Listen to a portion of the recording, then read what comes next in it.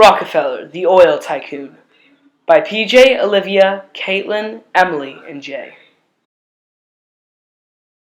John Davison Rockefeller was born on July 8, 1839, in Richford, New York, to William Rockefeller and Eliza Davison. He was the youngest out of 8 children: William, Frank, Lucy, Frances, Marianne, Cornelia, and Clorinda. At the age of 14, he moved away from his home in Richford and moved to Cleveland, Ohio. After living in Cleveland for 2 years, he got a job at the age of 16 as an assistant bookkeeper at a library. When he was 20 years old, he moved with his business partner, working as a commission merchant in Hayford. The company's first year made $450,000. Then in 1863, he opened his first refinery, and it was the largest in the area after 2 years. John D. Rockefeller established Standard Oil Company in 1870 with his brother William. He controlled 90% of U.S. refineries and pipelines. He gained a monopoly by buying rival refineries and developing companies for distributing and marketing its products around the globe. To cut costs, Standard Oil made its own barrels, built its own warehousing, and had its own network of pipelines. To save even more money, Rockefeller made deals with the railroads that shipped oil products to market. Because Standard Oil made and shipped its own products for less, it was able to sell them for less.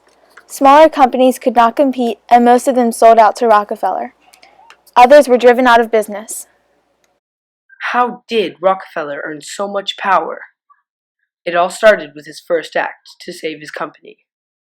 That act was a deal with the most powerful man in America, Cornelius Vanderbilt. Vanderbilt had built railroads all over the nation and was the richest and most respected man in the country. He was looking to do a deal with an oil company and targeted Rockefeller upon seeing that he was struggling. Rockefeller agrees to supply all of Vanderbilt's trains with oil. Rockefeller has overpromised, but ends up finding an overflowing oil source and fills Vanderbilt's trains with more than they can take. He breaks the deal and builds a pipeline that transfers his oil everywhere it needs to be. After taking multiple other steps to reduce costs, Rockefeller's net worth is somewhere around $340 billion, making him the most powerful man in America.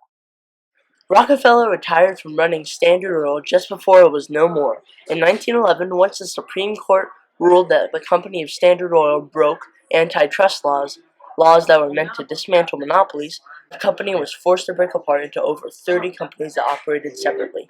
Rockefeller, inspired by other former tycoons, became a major philanthropist, or someone who uses wealth to contribute to society.